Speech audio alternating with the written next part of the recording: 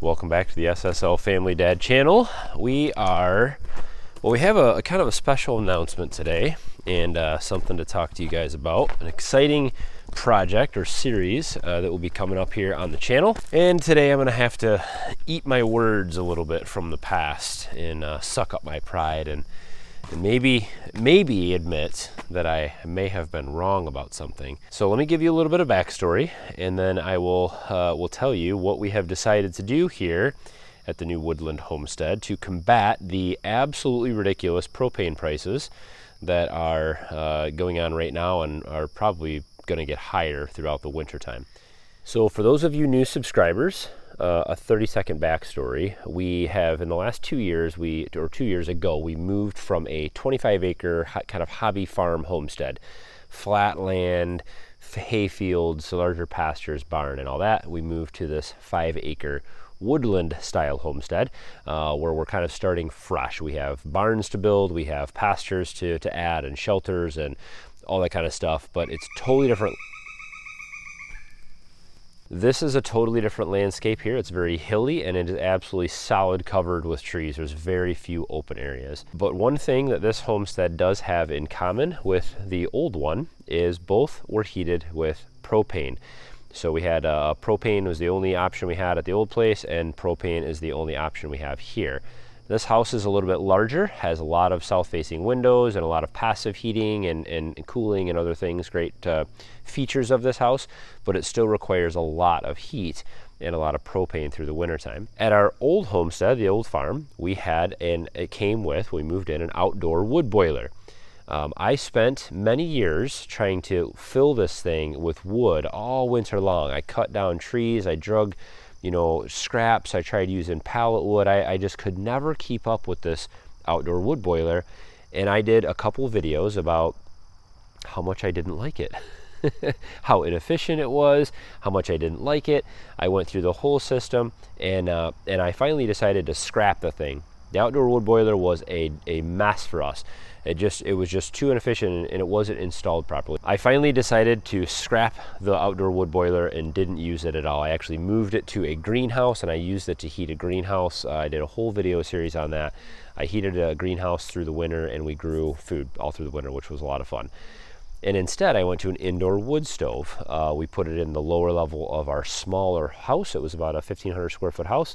And that heated our whole home fairly well. We had some electric heaters and some kind of far corners and things like that. So with a little bit of electric heat and a lot less wood, we were able to heat that house with no propane whatsoever. So it was a great move for us at that homestead to get rid of that outdoor wood boiler and go to an indoor wood stove. Now here we are at the new homestead. It is quite a bit larger, more spread out. It's designed very different. It's very long. There are several levels to the house. It did come with indoor wood stove inserts. So we have 2 wood burning inserts and then a regular traditional fireplace in the house. So 3 different wood burning options. Heating through the winter, last winter, 2 winters actually, we've heated this house with these wood stoves and also propane heat. It was very difficult for me again to keep up feeding 2 different wood stoves, the 2 inserts, and they still didn't quite heat the entire house. We still had to run the furnaces in the far end of the house and supplement a little bit with electric heat in the far wings again. We were able to probably use about 50% of the propane last year that we would have normally without the wood stoves, but we still weren't able to heat 100%. So that brings us to where we're at this year. We called the propane company and we went to lock in our rate for the year. And the rate that they gave us was quite high. It was higher than we paid last year, and it was going to cost us, we were trying to figure out how much it would be per month if we spread it out throughout the whole entire year.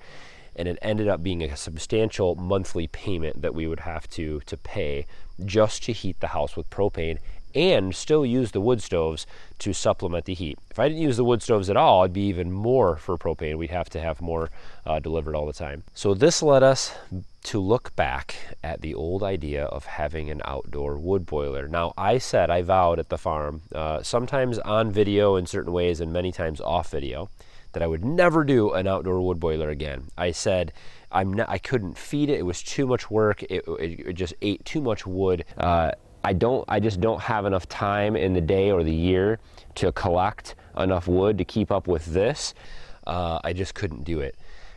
And here I find myself looking back into these because I looked at a very nice wood boiler, brand new, on a payment plan, and it would actually cost us less than our monthly payment for propane would cost. And we live in the woods now. I have way more wood. I have so many oak trees laying on the ground that have just fallen down in the last 2 years here since we've lived here, plus some that were down when we moved in. I have oak trees everywhere. I have so much wood that I just have to process and bring up here and burn.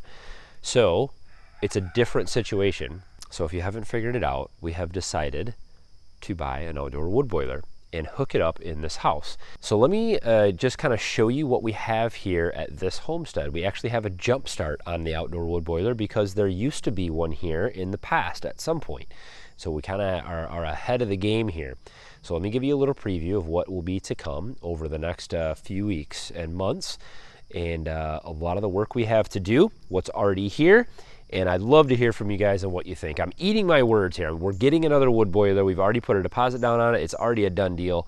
It's going to be on the way here in about 3 or 4 weeks. And so we just need to prep for this thing. We need to get wood prepped, and we need to get electrical run out here. We need to get the water lines hooked up. And so let me show you what we have so far. House is here. And right on the other side of this brick wall on the inside there is the furnace and water heater and all that kind of stuff. It's right there. In fact, there's the furnace vent right there in the air conditioner. And we have some septic tanks that are right out here and the sewer line that comes out. And right here, popped out of the ground, when we moved in here, in fact, when we look at this house, I noticed these 2 pipes popping out of the ground. And what looks like they had an area that was leveled out. So there was some railroad ties here, and it looks like it kind of leveled out because this goes down a steep hill here. But lo and behold, these are a hookup for an outdoor wood boiler. So there's 2 zones. There's 2 loops. One of them goes to the main furnace. There are actually 2 furnaces in this house, and 2 water heaters. So one of these loops to the main water heater and furnace. There's already all the stuff is already set up. And then the other one goes to the far side of the house to a smaller water heater and smaller furnace. And there's a second loop here. So the wood boiler we're getting will actually have 2 circulating pumps that will circulate hot water through both of these zones. Now, the downside of this is that it is not the latest and greatest insulation in these corrugated pipes. What they do now is they put the pipes in there, then they spray foam insulate inside here, and it gives it a solid seal. It keeps water, moisture, and stuff out of there, and it really insulates well. So this isn't quite as good, but it's not bad. We still have the corrugated pipe, which we didn't have on our old one, and we actually have the pipes run in some insulation, which we didn't have in the old one. In the old one, we just had some PEX pipe with 1 layer of insulation wrapped around it, just buried right in the ground. So this is a lot better. This is also quite a short run. So from here right over to this wall, it's quite a shorter run. Now the other loop, the second loop, goes up and around to the other side of the house. It's a little longer, but I still think it's gonna work out just fine. So the main furnace down here, you can see the radiator. So there's a big radiator basically that goes in here, and it cycles the hot water through. The furnace blower just blows air through there and heats the house. So I've already got the PEX lines run to that. This is the little utility room. So this is where everything comes into the house. There's already a little inline filter, which I think is still, I might be able to find cartridges for, so we'll see if I can use that. If not, it looks like it has a bypass here. We've got some valves and everything. And then it comes over for the water heater. Now this is actually disconnected right now, so this will be something that I would have to reattach on here, and I still have to redo the concrete over our new plumbing work that we did. But they did actually leave us the hot water converter here. So this is just basically a converter. There's a bunch of plates in there. The hot water from the wood boiler cycles through here and heats the water in the hot water tank. So I already have this piece. I just need to hook it back up. And it also looks like this used to be piped in to the actual water line here somewhere. So there was an automatic fill so I could top off the wood boiler from in here. I may hook that back up. Not sure exactly if I'm going to do that yet or not. We'll see. And then we have the smaller furnace here, horizontal flow setup, and there's the radiator actually sitting on top of the ductwork. I actually took it out so that it didn't get any dust or debris in it while we weren't using it, but I'll install that right back where all that duct tape is.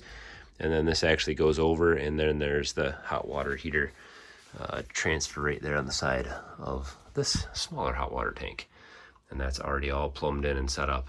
This one looks like it is set up so that the cold water actually runs through here and it gets heated up as it goes into the hot water tank, so it preheats the hot water as it fills. The good news is we have quite a leg up on getting this thing installed, but I still have a lot of work to do to get ready for this delivery. So this area right here where those came up, I mean, it must have been a long time since this was here, obviously, because this oak tree, I'm assuming, I don't know, maybe it was 20 years ago, 25 years ago this could have been here. This oak tree has grown up and all this stuff's got to come out. This is actually dead. Look at that huge oak tree that's dead. And so I'm actually going to cut this tree down right here. I'm going to cut the dead oak tree down right there, so that'll give me some wood to burn right off the bat right in this area. Chop that up and split it, and then I'm going to level out an area right up here somewhere, and we'll pour either I'll do a packed gravel pad or we'll do a cement pad, just depending on the time and money that we have. So we'll make a nice spot there. The electrical that's out here, I think, is still buried underneath the ground somewhere. So I need to find that wire and redo all that. And when you get this thing delivered, we need to hook up all the pipes, redo the water stuff inside, and we'll be ready to go. Sounds easy, right? So let's see if any of you guys can guess what kind of wood boiler I'm getting. I haven't said the name, the brand, or the model. Let's see if any of you guys can guess which one I'm getting. One of the biggest factors that pushed the SSL family mom and I over the edge to get a wood boiler again, an outdoor wood boiler, was we have lots of wood. There's wood just absolutely everywhere here, and I actually need to start burning it before it rots. So I have more than I can really burn in the wood stoves. And the outdoor wood boiler will handle a lot bigger pieces, so I actually don't need to process it quite as much. I can cut it into larger pieces, split it into larger chunks, and throw it in there. It also doesn't have to be quite seasoned as well, even with the new ones. So I'll do a mix of seasoned wood and green wood is my plan. I've been working out here diligently on the stacks of wood. We've got quite a bit stacked here. I've got quite a bit stacked there, and I still have just a mountain of logs to go through here that's already cut up. This is all stuff that I brought from other people's houses. Out in the woods here, there's just trees everywhere. Absolutely everywhere. There's some oak trees down here, some older stuff that could be burned. Got a lot of larger oaks. That's a 75-foot tree right there that fell. All the way up, there's just trees everywhere, just falling down. And there's a lot of standing deads in here too that I can cut. There's a lot of areas to thin. There's lots of wood. So look forward to this new project. It's going to be kind of a big one. It'll be lots of little videos of progress along the way, and of course the finished product. We'll do a full review on the wood boiler that we get. You know, they're not sponsoring anything. I wish they were, but we'll do a full review and walkthrough of the whole system once it's installed and working. We'll let you know the pros and cons, what we like, what we don't like. We'll go through the whole season here. We'll see how much wood I burn. Was this a big mistake, or is it going to work out? Only time will tell. Hopefully it will. Hopefully this will pan out for us. It's definitely going to be cheaper, but I know it's going to be a lot of work. So that's just the trade-off that we have to make on the homestead. Don't forget to hit thumbs up on today's video. Love to hear from you guys. What do you think? Is this a mistake, or are we going in the right direction? What are your thoughts? Of course, if this is your first time here, we'd love to have you subscribe, tag along for all the fun coming up. And as always, guys, thanks for watching. Have a good one.